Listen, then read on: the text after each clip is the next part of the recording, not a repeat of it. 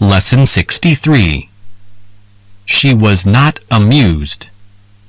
Jeremy Hampden has a large circle of friends and is very popular at parties. Everybody admires him for his great sense of humor. Everybody, that is, except his 6-year-old daughter, Jenny. Recently, one of Jeremy's closest friends asked him to make a speech at a wedding reception. This is the sort of thing that Jeremy loves. He prepared the speech carefully and went to the wedding with Jenny. He had included a large number of funny stories in the speech and, of course, it was a great success. As soon as he had finished, Jenny told him she wanted to go home. Jeremy was a little disappointed by this, but he did as his daughter asked. On the way home, he asked Jenny if she had enjoyed the speech. To his surprise, she said she hadn't. Jeremy asked her why this was so, and she told him that she did not like to see so many people laughing at him. Lesson 64. The Channel Tunnel. In 1858, a French engineer, Aimé Thomas de Gamond, arrived in England with a plan for a 21-mile tunnel under the English Channel. He said that it would be possible to build a platform in the center of the channel. This platform would serve as a port and a railway station. The tunnel would be well ventilated if tall chimneys were built above sea level. In 1860, a better plan was put forward by an Englishman, William Lowe. He suggested that a double railway tunnel should be built. This would solve the problem of ventilation, for if a train entered this tunnel, it would draw in fresh air behind it. 42 years later, a tunnel was actually begun. If, at the time, the British had not feared invasion, it would have been completed. The world had to wait almost another 100 years for the Channel Tunnel. It was officially opened on March 7, 1994, finally connecting Britain to the European continent. Lesson 65. Jumbo versus the police. Last Christmas, the circus owner, Jimmy Gates, decided to take some presents to a children's hospital. Dressed up as Father Christmas and accompanied by a guard of honor of 6 pretty girls, he set off down the main street of the city riding a baby elephant called Jumbo. He should have known that the police would never allow this sort of thing. A policeman approached Jimmy and told him he ought to have gone along a side street as Jumbo was holding up the traffic. Though Jimmy agreed to go at once, Jumbo refused to move. 15 policemen had to push very hard to get him off the main street.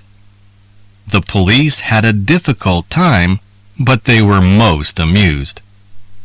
"Jumbo must weigh a few tons," said a policeman afterwards. "So it was fortunate that we didn't have to carry him. Of course, we should arrest him, but as he has a good record, we shall let him off this time." Lesson 66. Sweet as honey. In 1963, a Lancaster bomber crashed on Wallis Island, a remote place in the South Pacific, a long way west of Samoa. The plane wasn't too badly damaged, but over the years, the crash was forgotten and the wreck remained undisturbed.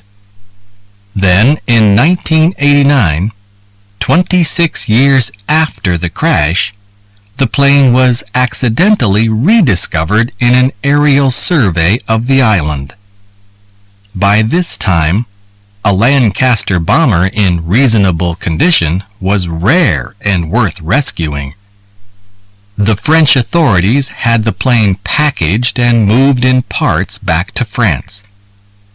Now a group of enthusiasts are going to have the plane restored.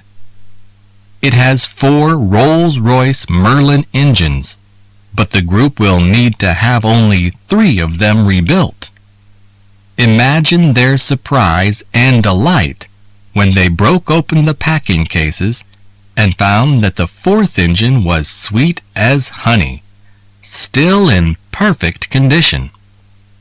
A colony of bees had turned the engine into a hive, and it was totally preserved in beeswax. Lesson 67. Volcanoes. Harun Tazif, the Polish scientist, has spent his lifetime studying active volcanoes and deep caves in all parts of the world. In 1948, he went to Lake Kivu in the Congo to observe a new volcano which he later named Kituro. Tazif was able to set up his camp very close to the volcano while it was erupting violently. Though he managed to take a number of brilliant photographs, he could not stay near the volcano for very long. He noticed that a river of liquid rock was coming towards him. It threatened to surround him completely, but Tazif managed to escape just in time. He waited until the volcano became quiet, and he was able to return 2 days later. This time, he managed to climb into the mouth of Kituro so that he could take photographs and measure temperatures. Tazif has often risked his life in this way. He has been able to tell us more about active volcanoes than any man alive. Lesson 68. Persistent. I crossed the street to avoid meeting him, but he saw me and came running towards me.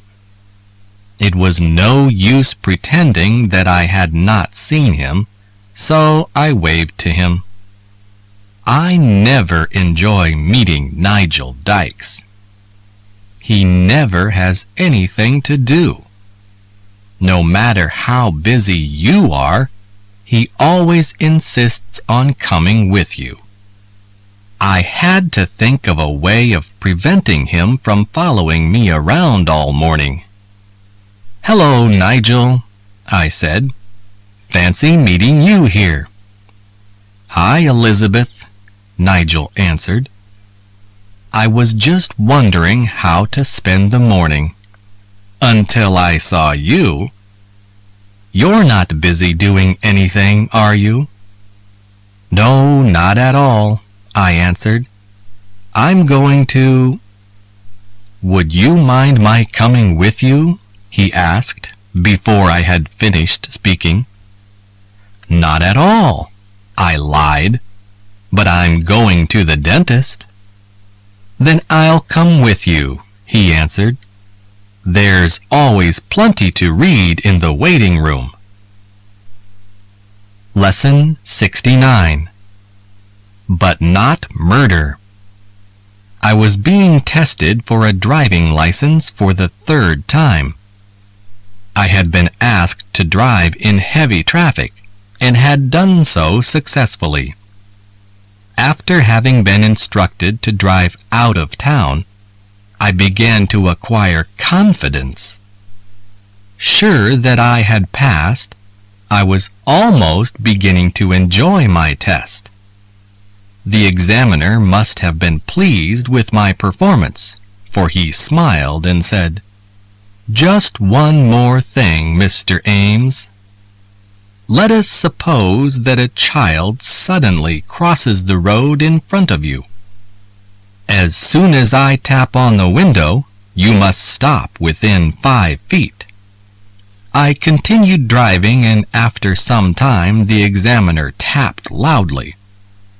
Though the sound could be heard clearly, it took me a long time to react.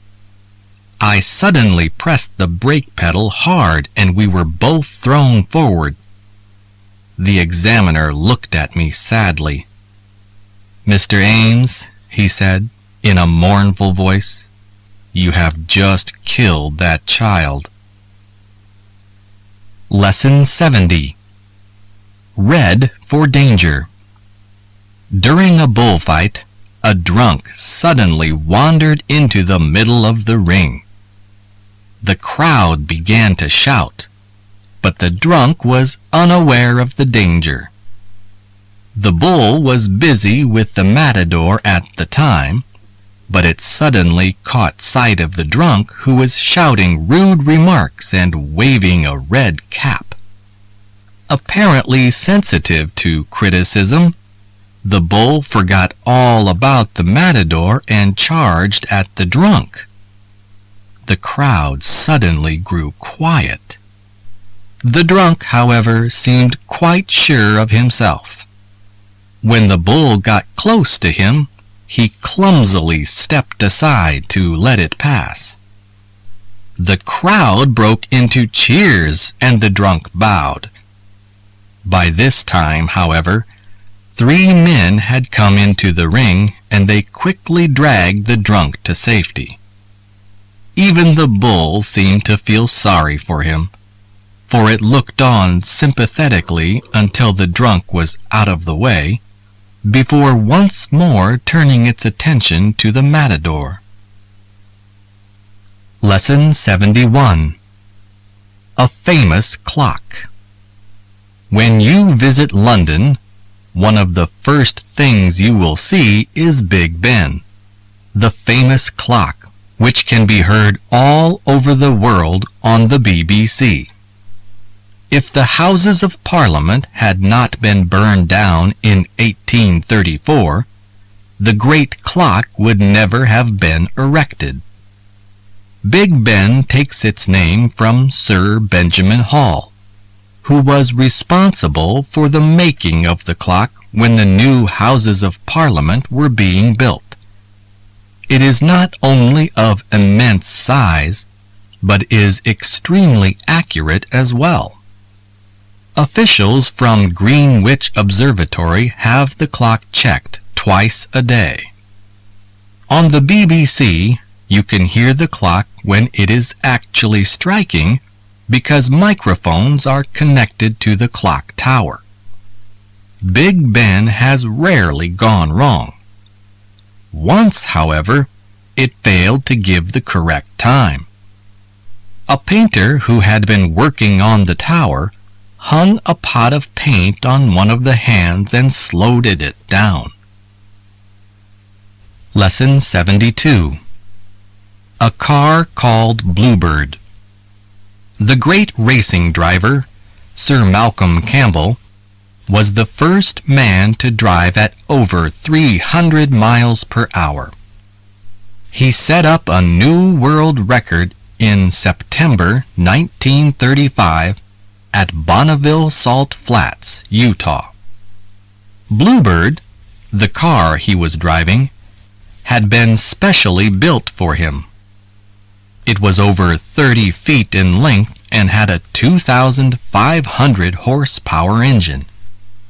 Although Campbell reached a speed of over 304 miles per hour, he had great difficulty in controlling the car because a tire burst during the first run.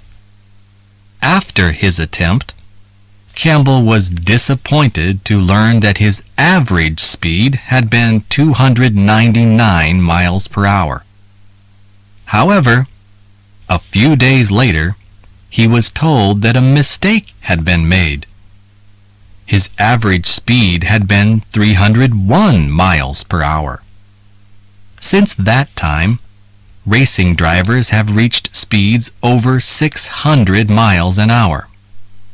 Following in his father's footsteps many years later, Sir Malcolm's son, Donald, also set up a world record. Like his father, he was driving a car called Bluebird. Lesson 73. The Record Holder. Children who play truant from school are unimaginative. A quiet day's fishing, or 8 hours in a cinema seeing the same film over and over again, is usually as far as they get. They have all been put to shame by a boy who, while playing truant, traveled 1,600 miles. He hitchhiked to Dover and, towards evening, went into a boat to find somewhere to sleep. When he woke up next morning, he discovered that the boat had, in the meantime, traveled to Calais. No one noticed the boy as he crept off. From there, he hitchhiked to Paris in a lorry. The driver gave him a few biscuits and a cup of coffee and left him just outside the city. The next car the boy stopped did not take him into the center of Paris, as he hoped it would, but to Perpignan, on the French-Spanish border. There he was picked up by a policeman and sent back to England by the local authorities. He has surely set up a record for the thousands of children who dream of evading school. Lesson 74. Out of the Limelight. An ancient bus stopped by a dry riverbed and a party of famous actors and actresses got off. Dressed in dark glasses and old clothes, they had taken special precautions so that no one should recognize them. But as they soon discovered, disguises can sometimes be too perfect. "This is a wonderful place for a picnic," said Gloria Gleam. "It couldn't be better, Gloria," Brinkley Mears agreed. "No newspaper men, no film fans. Why don't we come more often?"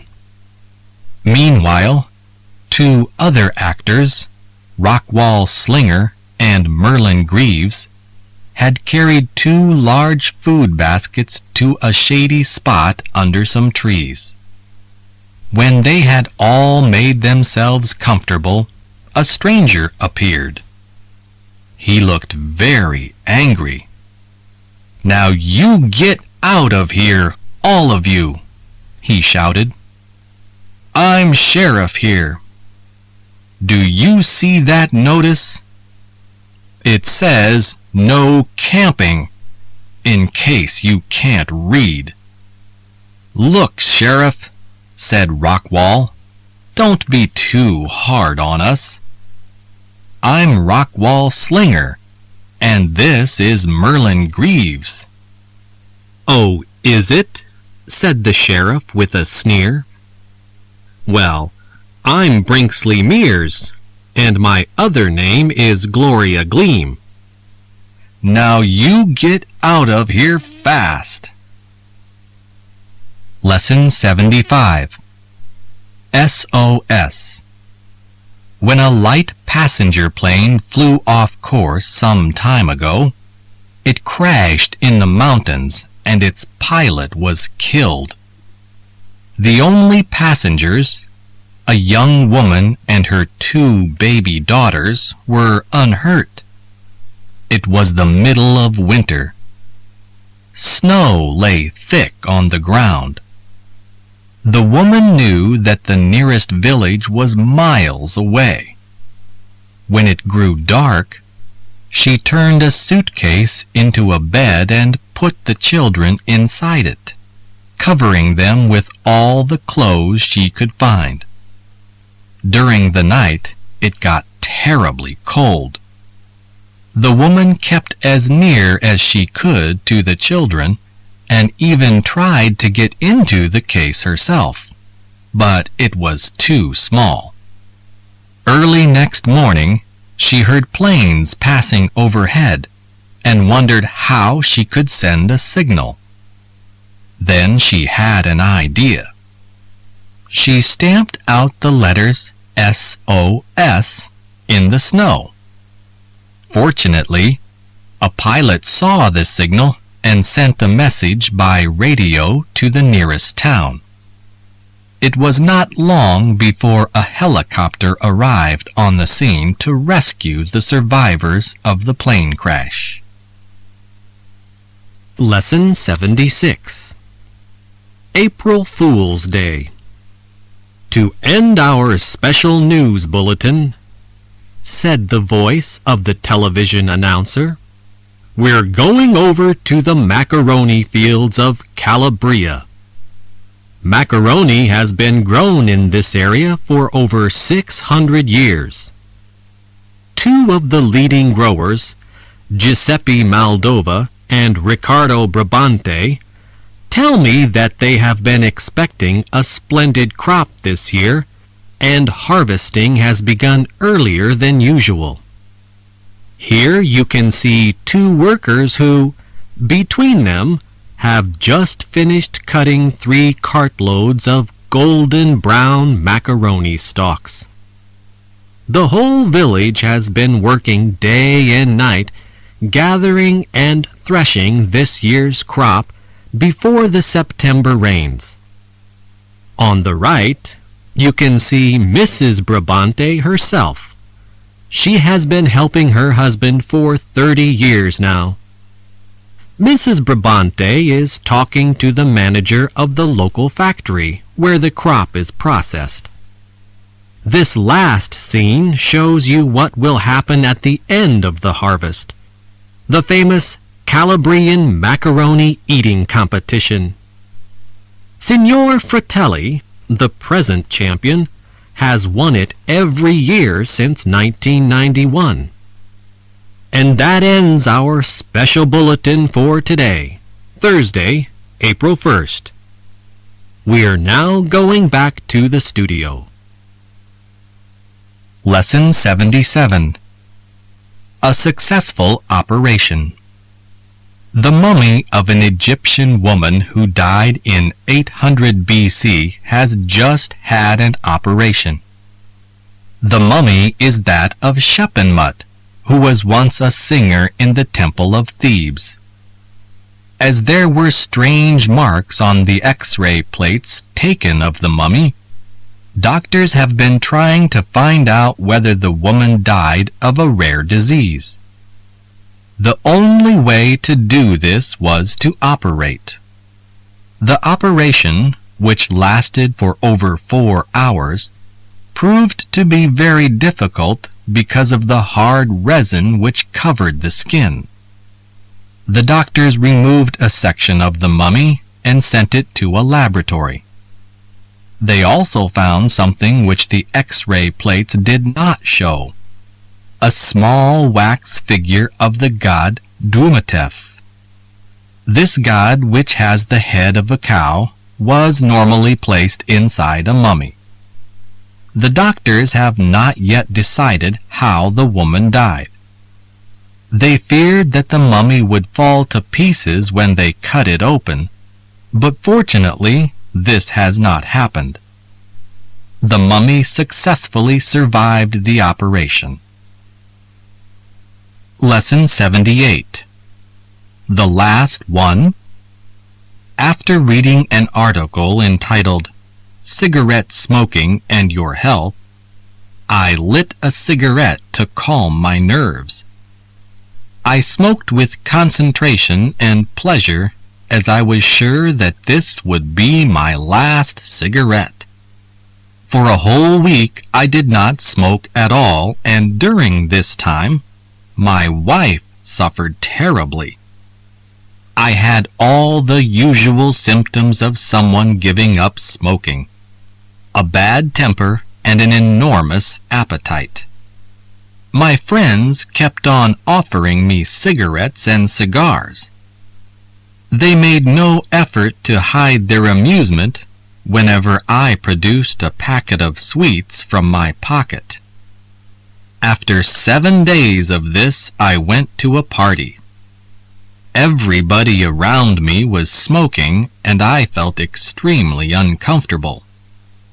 When my old friend Brian urged me to accept a cigarette, it was more than I could bear. I took one guiltily, lit it, and smoked with satisfaction. My wife was delighted that things had returned to normal once more. Anyway, as Brian pointed out, it is the easiest thing in the world to give up smoking. He himself has done it lots of times. Lesson 79. By air. I used to travel by air a great deal when I was a boy. My parents used to live in South America, and I used to fly there from Europe in the holidays. A flight attendant would take charge of me, and I never had an unpleasant experience. I am used to traveling by air, and only on one occasion have I ever felt frightened. After taking off, we were flying low over the city and slowly gaining height, when the plane suddenly turned round and flew back to the airport. While we were waiting to land, a flight attendant told us to keep calm and to get off the plane quietly as soon as it had touched down. Everybody on board was worried, and we were curious to find out what had happened. Later we learnt that there was a very important person on board.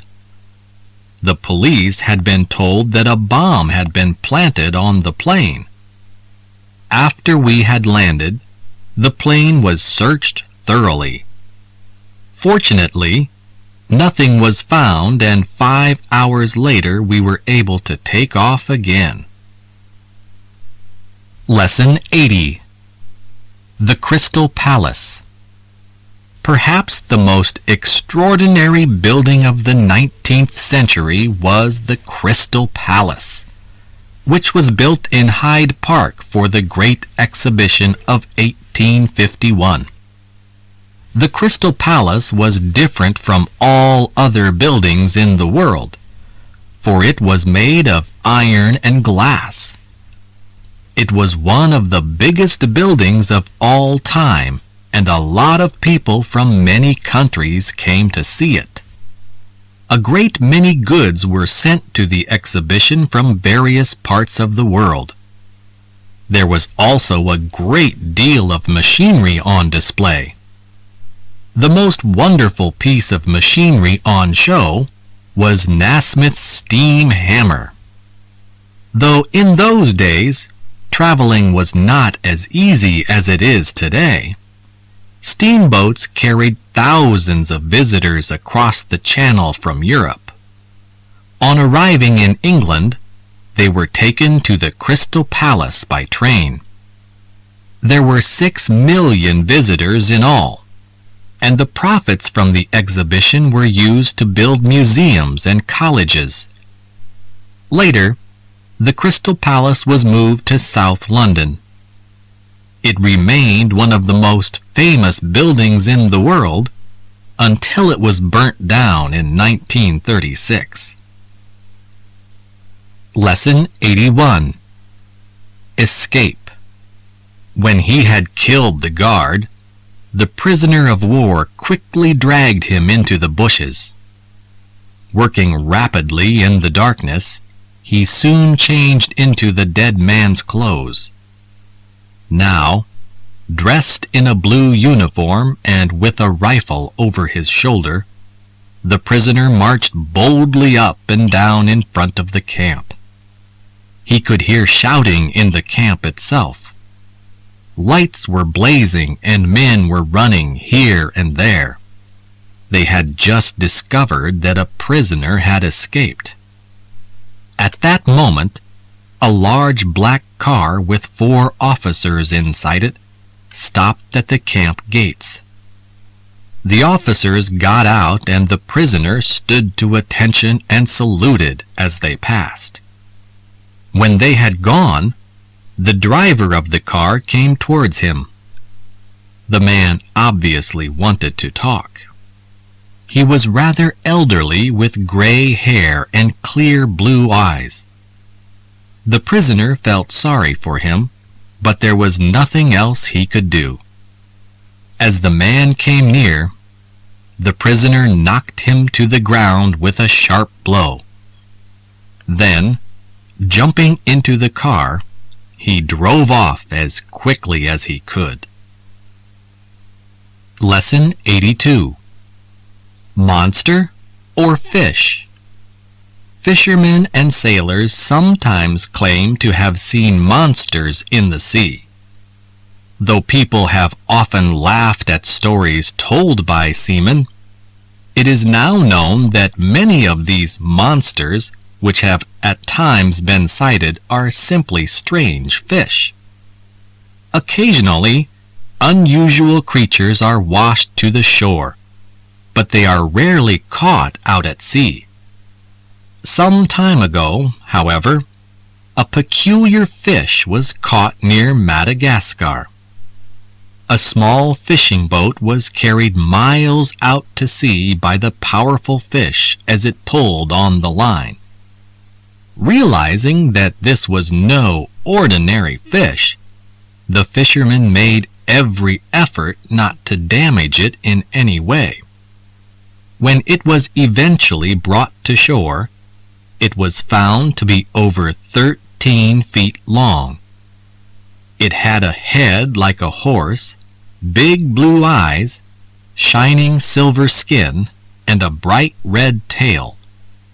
The fish, which has since been sent to a museum where it is being examined by a scientist, is called an oarfish. Such creatures have rarely been seen alive by man, as they live at a depth of 600 feet. Lesson 83. After the elections.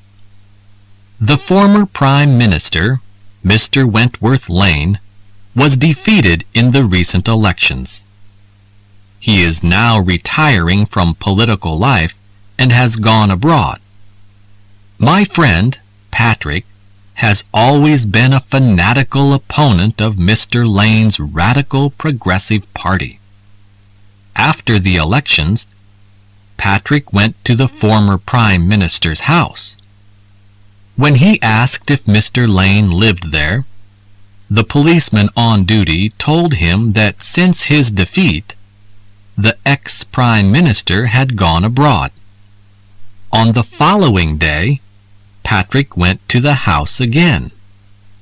The same policeman was just walking slowly past the entrance when Patrick asked the same question. Though a little suspicious this time, the policeman gave him the same answer. The day after, Patrick went to the house once more and asked exactly the same question. This time, the policeman lost his temper. "I told you yesterday, and the day before yesterday," he shouted. Mr. Lane was defeated in the elections. He has retired from political life and gone to live abroad. "I know," answered Patrick, "but I love to hear you say it." Lesson 84. On strike. Busmen have decided to go on strike next week. The strike is due to begin on Tuesday. No one knows how long it will last. The busmen have stated that the strike will continue until general agreement is reached about pay and working conditions. Most people believe that the strike will last for at least a week. Many owners of private cars are going to offer free rides to people on their way to work. This will relieve pressure on the trains to some extent. Meanwhile, A number of university students have volunteered to drive buses while the strike lasts. All the students are expert drivers, but before they drive any of the buses, they will have to pass a special test. The students are going to take the test in 2 days' time. Even so, people are going to find it difficult to get to work. But so far, the public has expressed its gratitude to the students in letters to the press. Only 1 or 2 people have objected that the students will drive too fast. Lesson 85. Never too old to learn.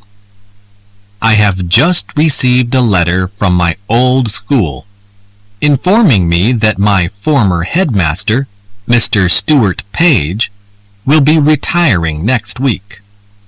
Pupils of the school, old and new, will be sending him a present to mark the occasion. All those who have contributed towards the gift will sign their names in a large album, which will be sent to the headmaster's home. We shall all remember Mr. Page for his patience and understanding, and for the kindly encouragement he gave us when we went so unwillingly to school. A great many former pupils will be attending a farewell dinner in his honor next Thursday. It is a curious coincidence that the day before his retirement, Mr. Page will have been teaching for a total of 40 years. After he has retired, he will devote himself to gardening. For him, this will be an entirely new hobby.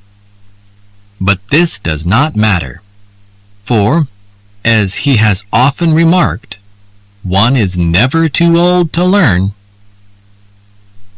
Lesson 86. Out of control. As the man tried to swing the speedboat round, the steering wheel came away in his hands. He waved desperately to his companion, who had been water skiing for the last 15 minutes.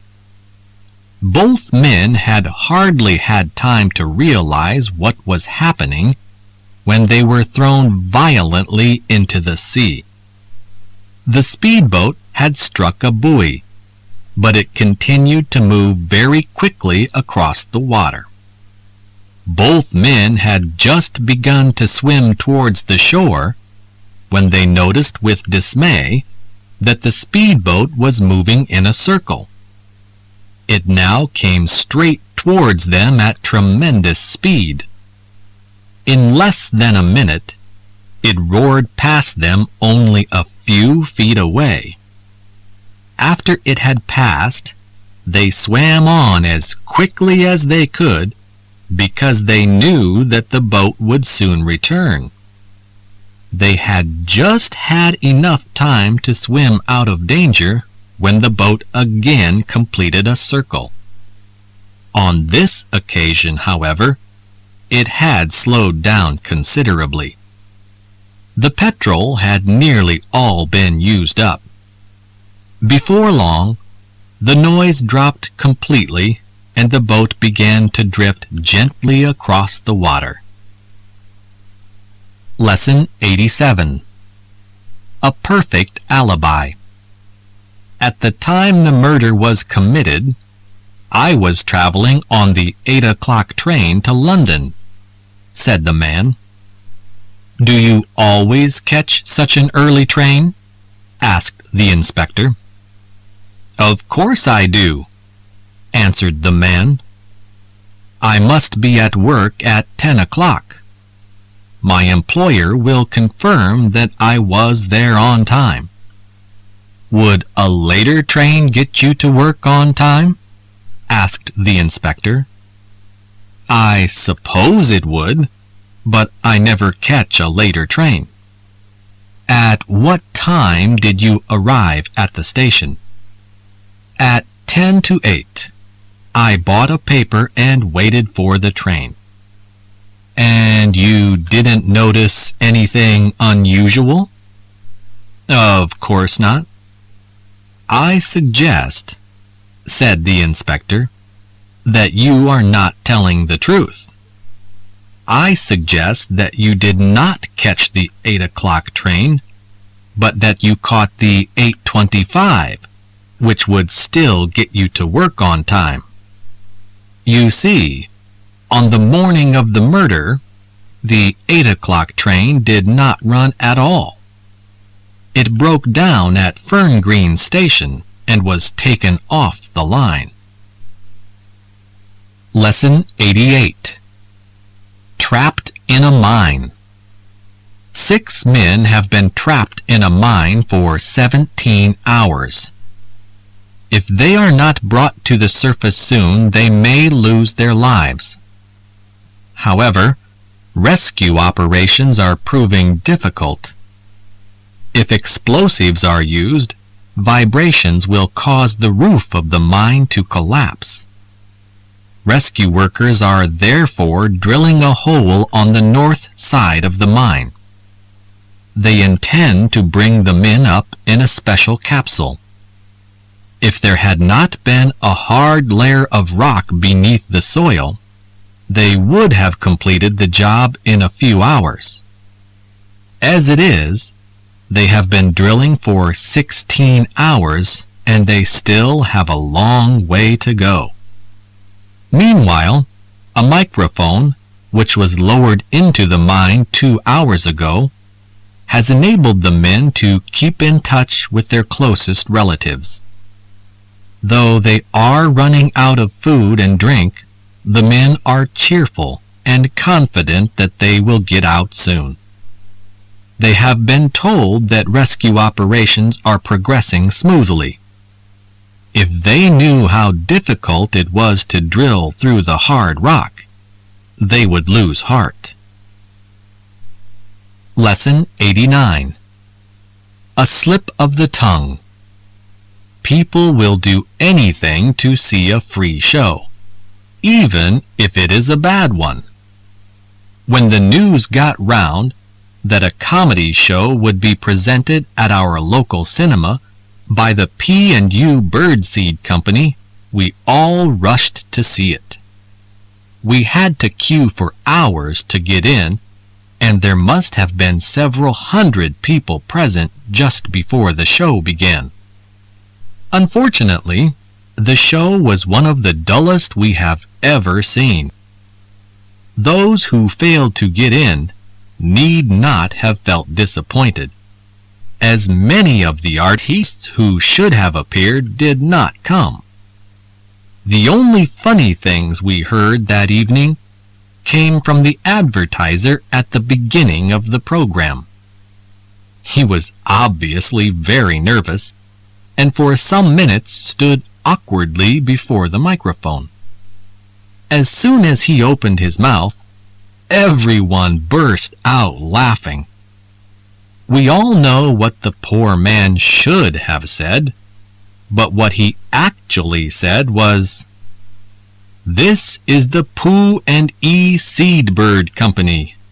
Good ladies' evening and gentlemen." Lesson 90. What's for supper? Fish and chips has always been a favorite dish in Britain, but as the oceans have been overfished, fish has become more and more expensive. So it comes as a surprise to learn that giant fish are terrifying the divers on North Sea oil rigs. Oil rigs have to be repaired frequently, and divers, who often have to work in darkness 100 feet underwater, have been frightened out of their wits by giant fish bumping into them as they work. Now they have had special cages made to protect them from these monsters. The fish are not sharks or killer whales, but favorite eating varieties like cod and skate, which grow to unnatural sizes, sometimes as much as 12 feet in length. 3 factors have caused these fish to grow so large. the warm water round the hot oil pipes under the sea, the plentiful supply of food thrown overboard by the crews on the rigs, the total absence of fishing boats around the oil rigs. As a result, the fish just eat and grow in the lovely warm water. Who eats who? Lesson 91. 3 men in a basket. A pilot noticed a balloon which seemed to be making for a Royal Air Force station nearby. He informed the station at once, but no one there was able to explain the mystery. The officer in the control tower was very angry when he heard the news, because balloons can be a great danger to aircraft. He said that someone might be spying on the station, and the pilot was ordered to keep track of the strange object. The pilot managed to circle the balloon for some time. He could make out 3 men in a basket under it, and one of them was holding a pair of binoculars. When the balloon was over the station, the pilot saw one of the men taking photographs. Soon afterwards, the balloon began to descend and it landed near an airfield. The police were called in, but they could not arrest anyone, for the basket contained 2 members of Parliament and the commanding officer of the station. As the commanding officer explained later, one half of the station did not know what the other half was doing. Lesson 92. Asking for trouble. It must have been about 2 in the morning when I returned home. I tried to wake up my wife by ringing the doorbell, but she was fast asleep. So I got a ladder from the shed in the garden, put it against the wall, and began climbing towards the bedroom window. I was almost there when a sarcastic voice below said, "I don't think the windows need cleaning at this time of the night." I looked down and nearly fell off the ladder when I saw a policeman. I immediately regretted answering in the way I did, but I said, "I enjoy cleaning windows at night." "So do I," answered the policeman in the same tone. "Excuse my interrupting you." I hate to interrupt a man when he's busy working, but would you mind coming with me to the station? "Well, I'd prefer to stay here," I said. "You see, I've forgotten my key." "Your what?" he called. "My key," I shouted. Fortunately, the shouting woke up my wife, who opened the window just as the policeman had started to climb towards me. Lesson 93. A noble gift. One of the most famous monuments in the world, the Statue of Liberty, was presented to the United States of America in the 19th century by the people of France. The great statue, which was designed by the sculptor Auguste Bartholdi, took 10 years to complete. The actual figure was made of copper, supported by a metal framework which had been especially constructed by Eiffel. Before it could be transported to the United States, a site had to be found for it and a pedestal had to be built. The site chosen was an island at the entrance of New York Harbor. By 1884, a statue which was 151 feet tall had been erected in Paris.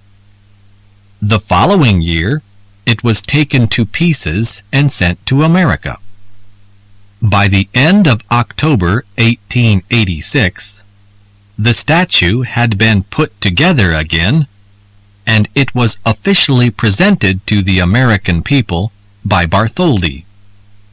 Ever since then, the great monument has been a symbol of liberty for the millions of people who have passed through New York Harbor to make their homes in America. Lesson 94. Future Champions. Experiments have proved that children can be instructed in swimming at a very early age. At a special swimming pool in Los Angeles, children become expert at holding their breath underwater even before they can walk. Babies of 2 months old do not appear to be reluctant to enter the water. It is not long before they are so accustomed to swimming that they can pick up weights from the floor of the pool. A game that is very popular with these young swimmers is the underwater tricycle race. Tricycles are lined up on the floor of the pool 7 feet underwater. The children compete against each other to reach the other end of the pool. Many pedal their tricycles, but most of them prefer to push or drag them. Some children can cover the whole length of the pool without coming up for breath even once. Whether they will ever become future Olympic champions, only time will tell. Meanwhile, they should encourage those among us who cannot swim 5 yards before they are gasping for air. Lesson 95. A Fantasy. When the ambassador of Escalopia returned home for lunch, his wife got a shock. He looked pale, and his clothes were in a frightful state. "What has happened?" she asked. "How did your clothes get into such a mess?" "A fire extinguisher, my dear," answered the ambassador dryly. "University students set the embassy on fire this morning." "Good heavens!" exclaimed his wife. "And where were you at the time?" "I was in my office as usual," answered the ambassador. "The fire broke out in the basement. I went down immediately, of course, and that fool Horst aimed a fire extinguisher at me. He thought I was on fire. I must definitely get that fellow posted." The ambassador's wife went on asking questions when she suddenly noticed a big hole in her husband's hat. "And how can you explain that?" she asked. "Oh, that," said the ambassador. "Someone fired a shot through my office window. Accurate, don't you think? Fortunately, I wasn't wearing it at the time. If I had been, I would not have been able to get home for lunch." Lesson 96. The Dead Return. A festival for the dead is held once a year in Japan.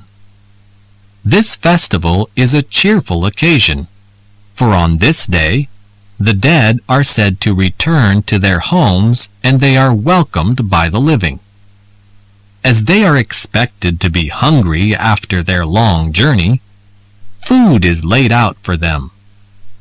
Specially made lanterns are hung outside each house to help the dead to find their way. All night long, people dance and sing. In the early morning, the food that had been laid out for the dead is thrown into a river or into the sea, as it is considered unlucky for anyone living to eat it. In towns that are near the sea, the tiny lanterns, which had been hung in the streets the night before, are placed into the water when the festival is over. Thousands of lanterns slowly drift out to sea, guiding the dead on their return journey to the other world. This is a moving spectacle, for crowds of people stand on the shore watching the lanterns drifting away until they can be seen no more.